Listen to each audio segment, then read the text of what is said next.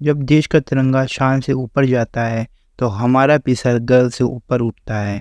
ये पल तो याद होगा आपको। इंग्लिश का गोल्ड जीतना हमारे लिए काफ़ी खुशी की बात थी, लेकिन हम जानते थे कि गोल्ड जीतने से हमको हमारे देश का राष्ट्रगान और साथ ही साथ हमारे देश का तिरंगा ऊपर लहराता हुआ दिखेगा। इसके लिए हम सब एकत्र होके वो मैच देख रहे थे, लेकिन वर्ल्ड रेसलिंग चैंपियनशिप में भारत के झंडे को बैन कर दिया गया है। आप सही सुन रहे हैं, 16 से 24 सितंबर को बेलग्रेड सर्बिया में खेले जाने वाला वर्ल्ड रेसलिंग चैंपियनशिप, जहां पे भारत ने भी अपने 30 सदस्य का दल भेजा है। अगर उनकी जीत पर झंडा नहीं फहराया जाएगा, जीत पर क्या पूरे कंपटीशन में किसी भी जगह पे भारत का तिरंगा शो नहीं किया जाएगा, और इसका कारण और उसके पीछे जुड़े हुए लोग, ये सारी बात मैं इस वीडियो में आपको बताऊंगा। प्लीज़ वीडियो से जुड़े रहिएगा जानने के लिए, और अगर आप चैनल पर नए आए हैं तो सब्सक्राइब करना ना भूलें, और आपको वीडियो अगर इन्फॉर्मेटिव लगे तो प्लीज़ शेयर और लाइक करिए।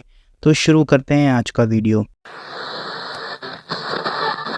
हेलो दोस्तों, स्वागत है आपके अपने चैनल स्पोर्ट्स हंटिंग में, और आप देख रहे हैं स्पोर्ट्स टॉक्स विद दिवाकर। तो ये झंडा देख रहे हैं आप, ये झंडा रशिया का है, लेकिन आप एक बात नहीं जानते होंगे शायद कि 2020 के ओलंपिक्स में रशिया ने टोटल 71 मेडल जीते थे, और उन 71 मेडल्स में 71 बार उनका झंडा आसमान में फहराया जाना चाहिए था, लेकिन एक बार भी उनके देश का झंडा नहीं फहराया गया। रशिया के ऊपर ड्रग्स को लेकर, डोपिंग को लेकर बैन लगा हुआ था, तो इसलिए उनका झंडा यूज़ नहीं किया गया। उसकी जगह रशियन का ओलंपिक कमेटी का झंडा लगाया गया था। तो ये काफ़ी शर्म की बात होती है किसी भी देश के लिए, और स्पेशली उन खिलाड़ियों के लिए जो कि मेहनत करके मेडल जीतते हैं। तो ये बात मैं आपको इसलिए बता रहा हूँ क्योंकि अब भारत के साथ भी ऐसा ही होने वाला है, और इसके जिम्मेदार कोई और नहीं, हमारे देश के रेसलिंग फेडरेशन है, यानी कि रेसलिंग फेडरेशन ऑफ इंडिया। बाकी स्टेट के भी जितने रेसलिंग फेडरेशन है वो भी जिम्मेदार हैं कहीं ना कहीं। तो बात ऐसी हुई कि जो वर्ल्ड की रेसलिंग फेडरेशन है, जिसको हम कहते हैं यूनाइटेड वर्ल्ड रेसलिंग, उसने पहले ही भारत को चेतावनी दे दी थी जून में कि जैसे ही बृजभूषण का, सभी जानते होंगे बृजभूषण को, तो उनका जब कार्यकाल खत्म हो जाएगा तो तुरंत आपको 45 दिन के अंदर नेक्स्ट प्रेसिडेंट जो होगा रेसलिंग फेडरेशन ऑफ इंडिया का, वो चुन लेना है। तो उसको देखते हुए उनको काम करना था, और उसके लिए एक एडहॉक कमेटी बनाई गई जिसके एक मेंबर थे भूपेंद्र सिंह बाजवा, और उन्होंने 11 जुलाई का डेट फिक्स किया, और इस डेट को सुप्रीम कोर्ट ने भी बोला कि सही है, इस डेट को इलेक्शन हो जाने चाहिए। मगर आप बोलेंगे पक्का बृजभूषण ने कुछ किया होगा, मगर मैं आपको बता दूं कि रेसलिंग फेडरेशन ऑफ इंडिया के नियम के अनुसार कोई आदमी ज़्यादा से ज़्यादा 12 साल तक रेसलिंग फेडरेशन ऑफ इंडिया का प्रेसिडेंट रह सकता है। यही बात थी कि बृजभूषण को इलेक्शन से कोई मतलब ही नहीं था, क्योंकि वो लड़ ही नहीं सकते थे। तो दिक्कतें कहाँ थी?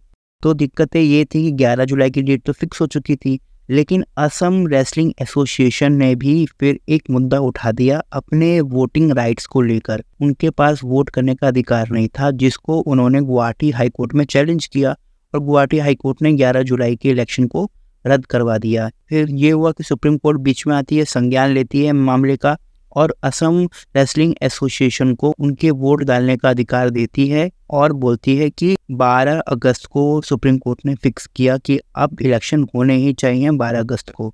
लेकिन पता है ना, पॉलिटिक्स की कोई कमी नहीं है भारत में, तो 12 अगस्त की डेट फिक्स हो रखी थी। इतने में हमारे हरियाणा के 2 रेसलिंग एसोसिएशन, पहला है हरियाणा एमेच्योर रेसलिंग एसोसिएशन और दूसरा है हरियाणा रेसलिंग एसोसिएशन, दोनों आपस में लड़ गए। किस लिए? इसी वोट को डालने के अधिकार को लेके कि वोट डालेगा कौन, और लड़ाई होने पर यह हुआ कि दोनों चले गए Chandigarh high court. Chandigarh high court ने भी मामले का संज्ञान लेते हुए कहा चुनाव पे रोक लगा दी है। कब तक के लिए?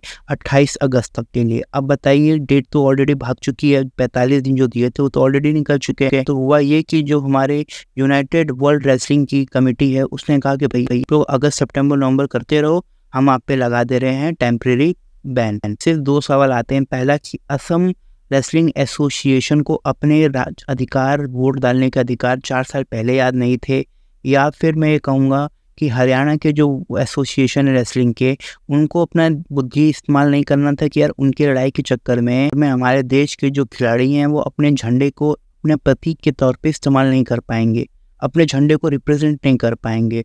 मगर इन लोग को अपनी राजनीतिक रोटी सेकनी है तो वो कर रहे हैं अपना, करिए क्या करना है। अब खिलाड़ी झंडे से वंचित तो रहेंगे, ये तो कंफर्म हो गया, लेकिन अब सवाल आता है कि एशियन गेम्स में भी हमारे खिलाड़ियों को झंडा नहीं मिलेगा? तो ऐसा नहीं है, एशियन गेम्स में हमारे खिलाड़ी झंडे के नीचे ही खेलेंगे, हमारा झंडा हमको देखने को मिलेगा। जब जब हमारे खिलाड़ी जीतेंगे तब तक हमारा झंडा शान से फहराया जाएगा।